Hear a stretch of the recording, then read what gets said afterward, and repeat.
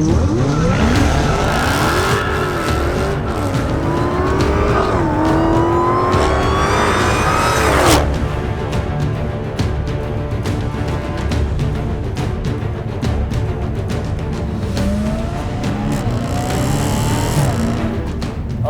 you guys, what is going on? Welcome back to Roads Untraveled. Today is a very special episode. You guys, I have been dreaming of this moment for years. Yes, as a Japanese car fanatic, I have been dreaming about driving a Hellcat, you guys. If you tell me you are an automotive enthusiast, you're into cars, right? You're a gearhead, you're a wrencher, and you don't have any interest whatsoever in a Hellcat, then you're ridiculous and you make no sense to me. I don't get you. Anyways, this is Ryan's Hellcat. It's a 2017 Hellcat. It's got a few modifications. The airbox has been opened up. It's got a full carbon intake, which really makes that Roots style supercharger just scream even more than it already does from the factory. And then he's got a mid muffler delete. So he's got a couple of mufflers on this car from the factory, obviously, to help a little bit with sound. And the center one has in fact been deleted. And when you're in track mode, the exhaust is always open. Now in 2020, 700 horsepower, for better or worse, is the norm. I mean, C7 Z06, 650 horsepower, CTS-Vs have 650 horsepower, the Demon has like 800 plus horsepower. I mean, this is a normal thing in a factory car with a warranty now. But even 5 years ago in 2015, this was kind of the beginning of the horsepower wars, or the actual like peak of the horsepower wars. And I think it was one of the largest jumps in horsepower, period. But we'll get on to it a little bit. Sit at like 3,000 RPM and you hit it.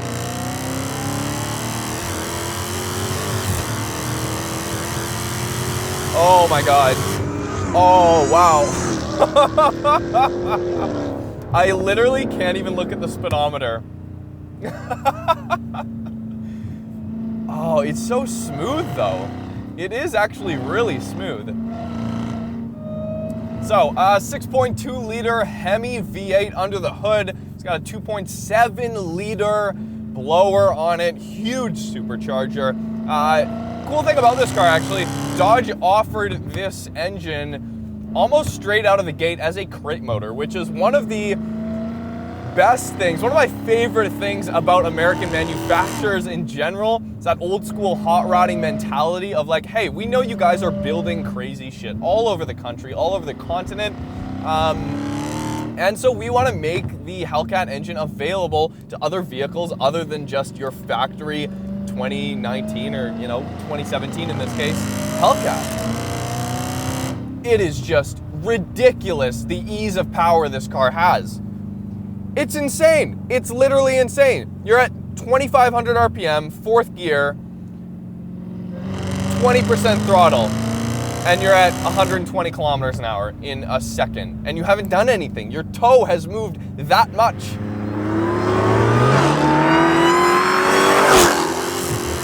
Oh yeah, roasted the tires in second gear. Oh my word, wow. And it does it so effortlessly. It does it so effortlessly. That's the thing. Like, we passed this person on the way back here, and we're already going the opposite way.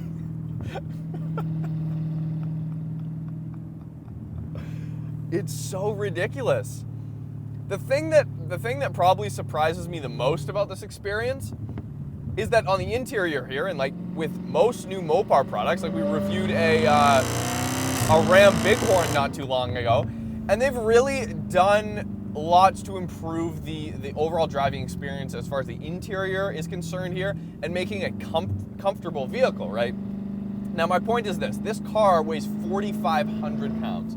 4,500 pounds. It is one of the heaviest two-door cars I've driven in my entire life. And yeah, obviously it's a detriment to handling. It slows the car down. It's not as quick.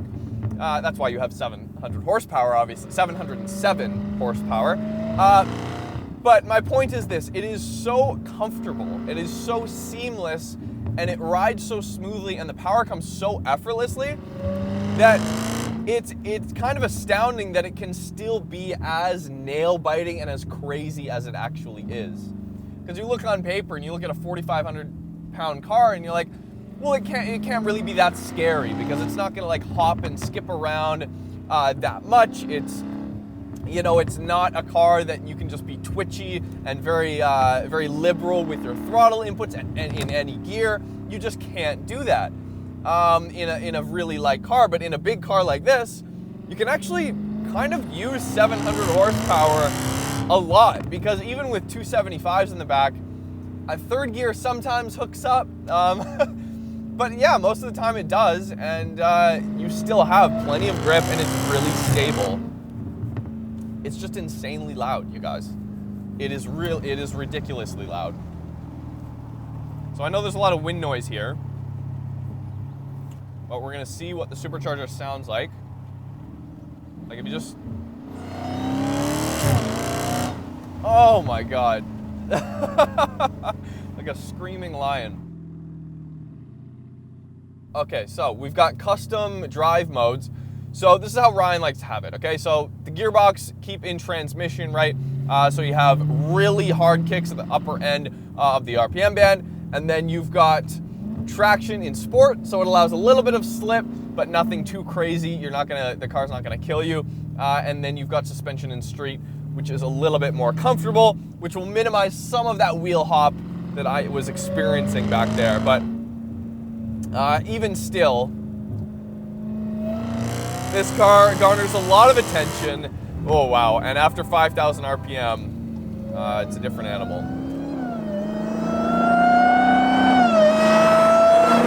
Yeah, so the CF gearbox is actually very responsive, especially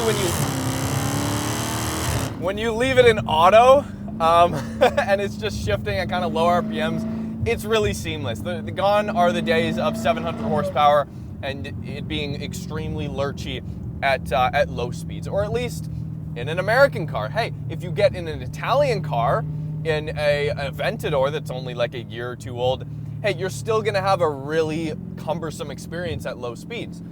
And that's like a $500,000 car almost. This, which is a fraction of the cost, just as much horsepower, and you don't have a cumbersome, annoying transmission at low speeds. Okay, we'll do like a second gear roll on here. Really nice shifts. 15. Wow. 17 kilometers an hour. It doesn't even feel like it, you guys. I mean, you could triple the speed limit in this car, you know, and you wouldn't even know it. You might not even know it, you know? Oh, it does suck down gas, though. We're already down a quarter of a tank, you guys, in this video. Oh my God. It's just it's so easy. It's so effortless and easy. And I think, you know, in a lot of cars, that can be a downside. It really can. That can mean the difference of an adrenaline rush or no adrenaline rush, right? But in the Hellcat, you get a lot of the sensory stuff that contributes to that real rush of energy when you're like maybe spontaneously, allegedly roll racing a car on the freeway or something, or getting sideways a little bit when you shouldn't be, right? And so you get a lot of that joy from other components of the car, like, for instance, the way the supercharger sounds and other things like that. And the fact that you are in this comical looking, like, kind of like old school designed American muscle car that is, let's be frank, completely ridiculous. And so loud! So loud! It is ridiculous. Everybody hates me right now. Absolutely hates me. So we're gonna try this out. We're gonna go custom setup. We're gonna play around with the gearbox. I wanna see how the gearbox shifts in in a less intense setup, shall we say. Okay, so we got paddle shifters are on, transmission in street. Power, okay, so you got the red key, you got the black key. The red key unlocks all 707 horsepower. The black key only gives you 500, but you can change it if you already have the red key in. So if you let your friend drive or someone who doesn't know how to handle 700 horsepower, then yeah, you can set it back down to only 500 horsepower. Oh my God.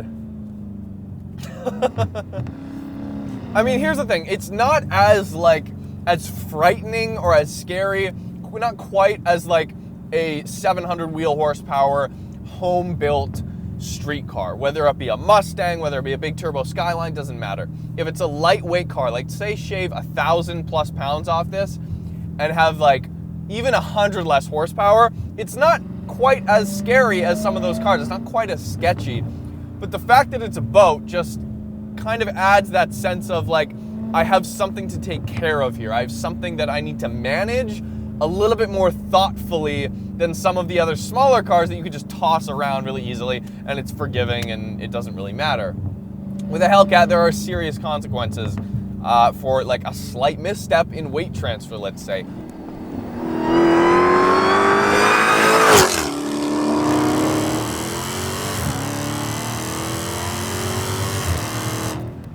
Woo! Oh yeah.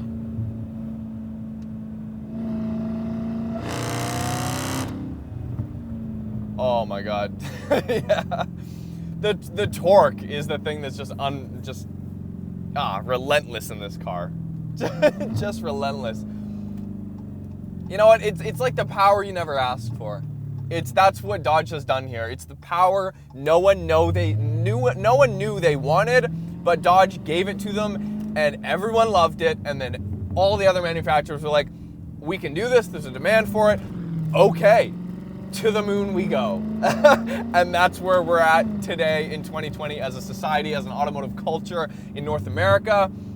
And I frankly love it. I can't get enough of it. I think if you're a car guy or a car person on this planet and you're a gearhead, you call yourself an automotive enthusiast, you like driving, but you can't appreciate even a little bit a Hellcat, our conversation's over, because this is one of the coolest cars that's been made in the last 10 years, hands down.